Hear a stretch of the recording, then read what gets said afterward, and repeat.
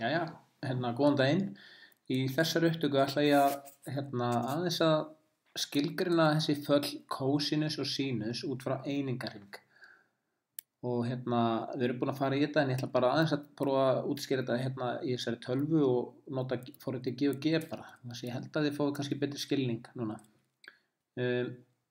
Hérna er ég annars vegar á hægra megin á skjánum er ég búin að láta forritið G og G bara búa til þennan einingarhring.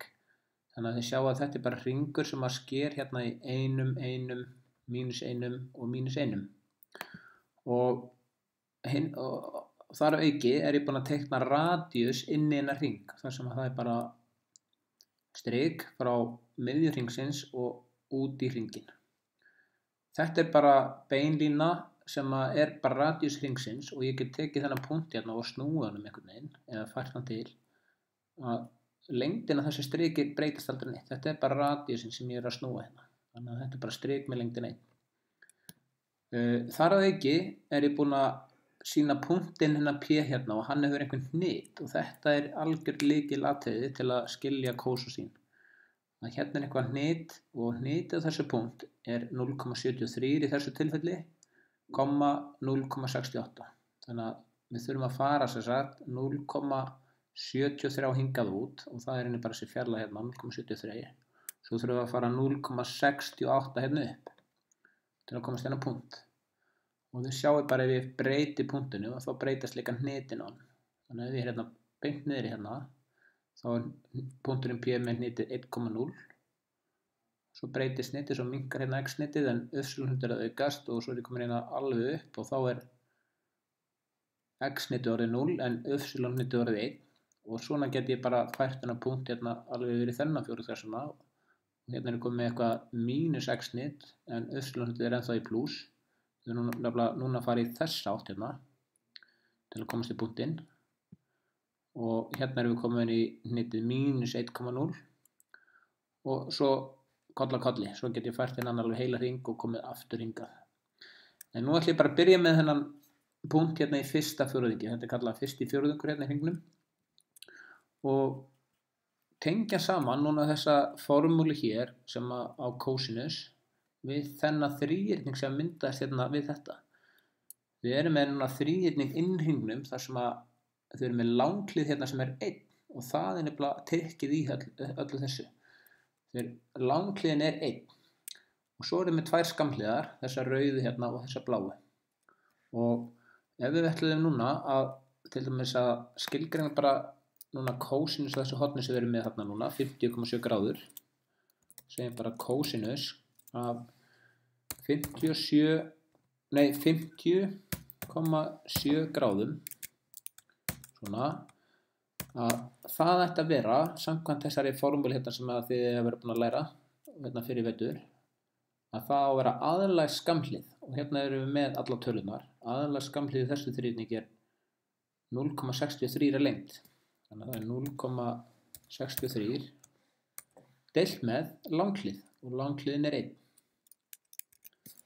Og hvað er þetta saman sem? Ef þið deilið tölunni 1 í einhverja tölu þá fáið þið aftur sömu tölu. Þannig að þetta er bara 0,63.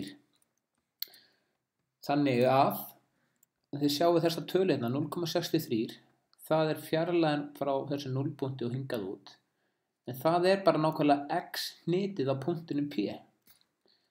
Þannig að til að taka þetta saman að sem sagt kósinus af einhverju horni bara einhverju horni x ef við segjum að þetta horn sé hornið x hérna að það er bara já, við skulum skýra eitthvað annað segjum bara hérna hornið a til að hérna nota aðra bókstafi hérna ef við segjum að þetta heiti hornið a hérna að þá er kósinusinn af því horni x hnitið á punktinum P og þið getur bara sannanlegt hérna aftur ef þið sláið inn í reiknivél núna sláið þið bara inn í reiknivélina ykkar kós og þurfa að hafa reiknivélina stilt á deg og ef þið sláið inn kós 50,7 svona og ítið á enter þá ættu það að fá það bil 0,63. Þannig að nú vitið aðeins hvaðan þessi tala kemur. Þetta engin töfratala, reiknivélin býr hana til fyrir okkur. Og það bara þessi fjarlægð í þessu þríhyrning.